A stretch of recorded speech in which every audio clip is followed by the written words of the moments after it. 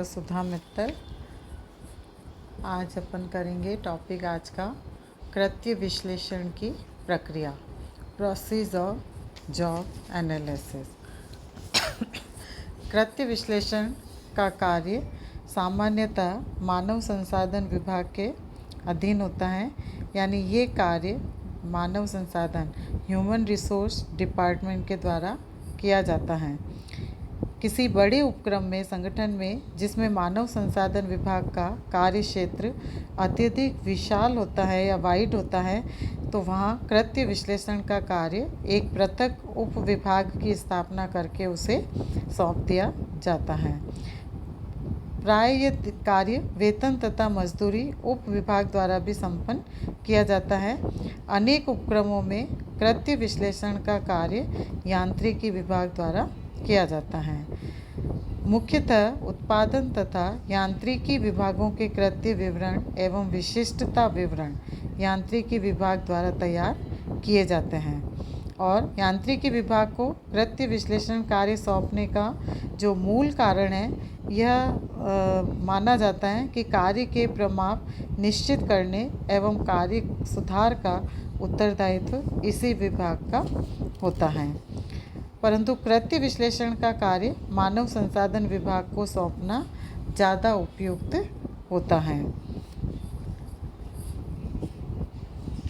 इसी प्रकार से कृत्य विश्लेषण का कार्य उपक्रम के स्वयं के विश्लेषक कर सकते हैं, अथवा इस कार्य के बाह्य विशेषज्ञों की सहायता भी ली जा सकती है।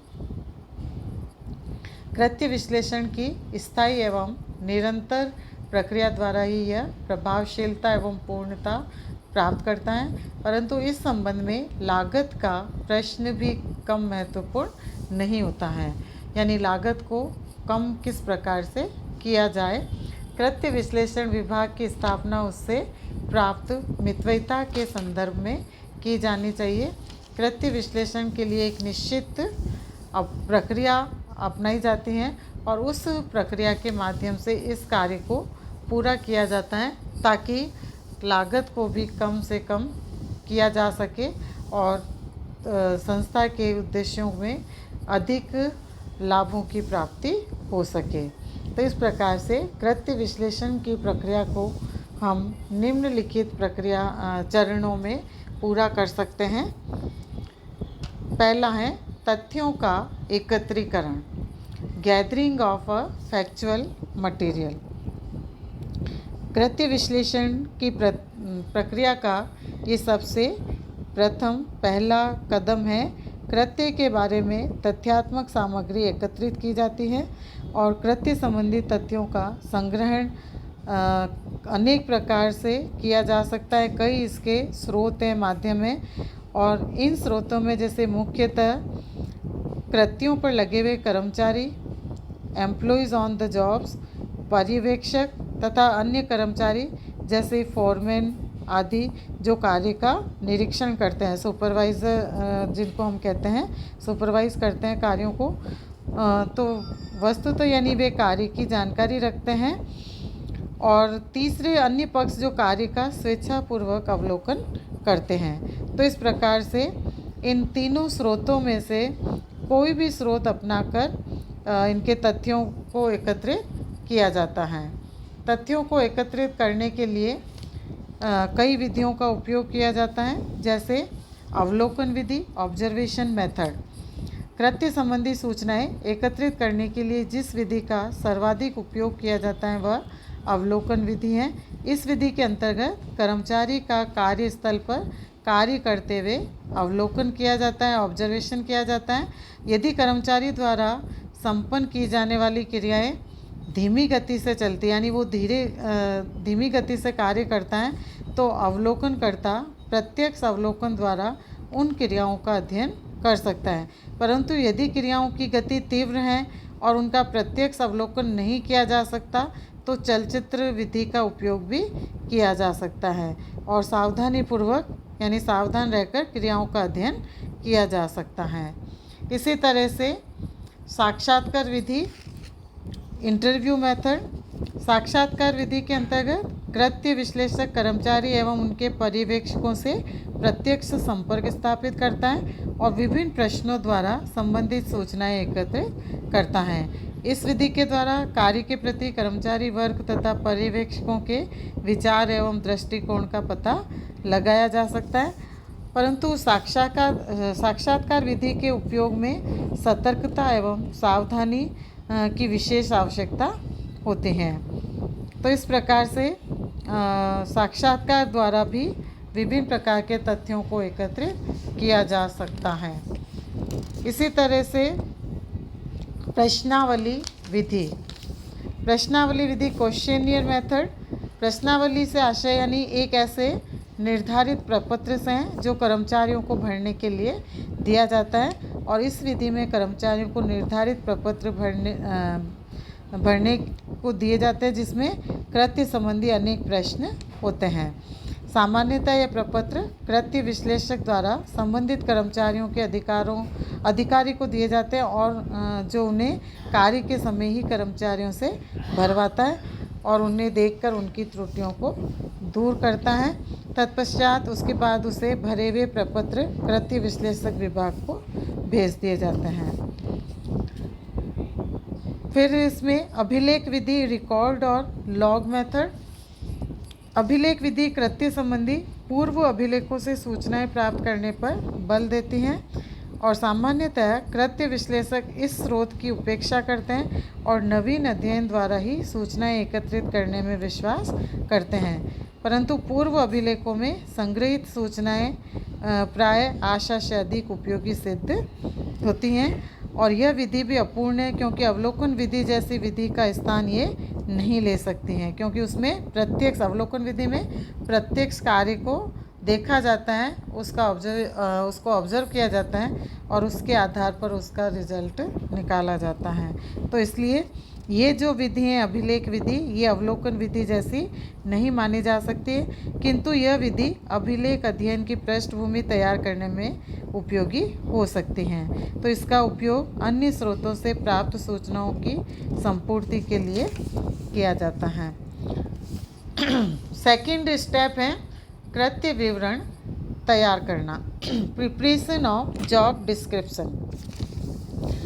प्राप्त सूचनाओं का अध्ययन करके कृत्य विश्लेषक उनके आधार पर कृत्य विवरण तैयार करता है। कृत्य विवरण का प्रारूप पूर्व निर्धारित होता है और यह कृत्यानुसार हो सकता है। सबसे पहले इसमें कृत्य विश्लेषक कृत्य विवरण का एक कच्चा खाका तैयार करता है और आवश्यकता अनुसार कर्मचारियों एवं पर्यवेक्षकों के इस खाके पर विचार विनिमय करके इसे पूर्ण करने का प्रयत्न करता है। विचार विनिमय के आधार पर प्राप्त नवीन तथ्य का समावेश करके कृत्य विवरण का अंतिम प्रारूप तैयार कर लिया जाता है और इस प्रकार कृत्य विवरण के तैयार प्रारूपों के विभिन्न समूहों को कोड नंबर देकर उन्हें संबद्ध किया जाता है। क्योंकि कृत्य विवरण विभिन्न वर्गों में संग्रहित किए जाते हैं और जो कोड होते हैं उन कोडों का क्रम विभाग, संभाग अथवा कार्यों को इंगित करता है। थर्ड स्टेप है कृत्य विशिष्टता तैयार करना, प्रिपरेशन ऑफ जॉब स्पेसिफिकेशन।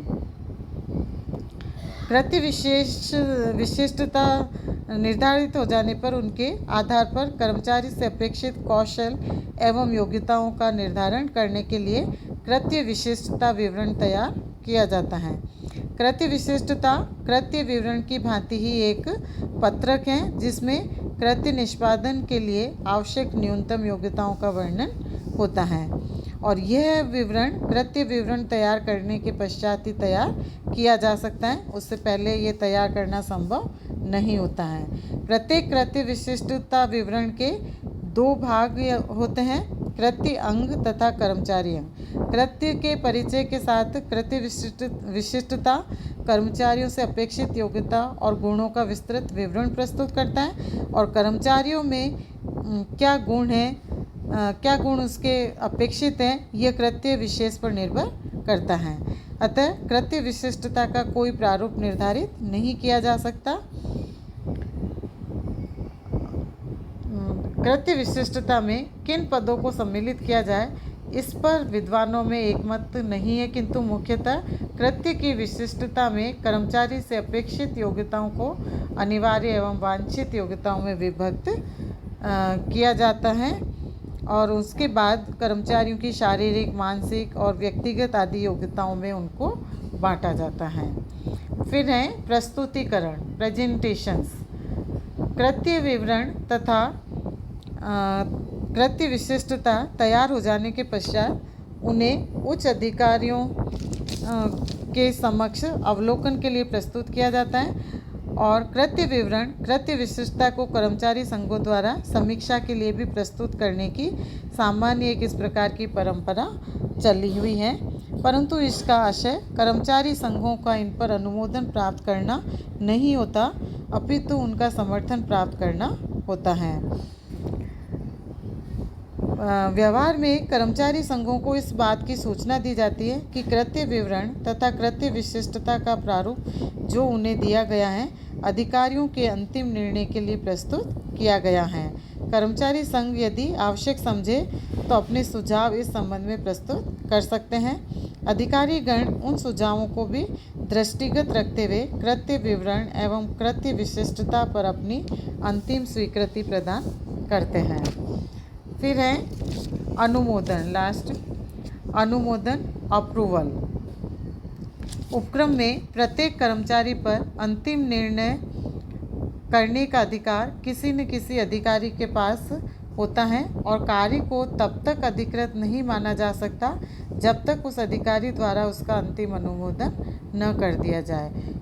यही बात कृत्य विश्लेषण के विषय में भी लागू होती है, अतः इसे अधिकृत करने के लिए संबंधित अधिकारी या समिति से अनुमोदन प्राप्त किया जाता है और उसके बाद ही अनुमोदन प्राप्त करने के बाद ये दोनों विवरण प्रबंधकों को प्रस्तुत किए जाते हैं। तो ये कृत्य विश्लेषण के लिए जॉब एनालिसिस के अंतर्गत इस प्रक्रिया को यूज़ किया जाता है और इस प्रक्रिया के माध्यम से इस कार्य को पूरा किया जाता है।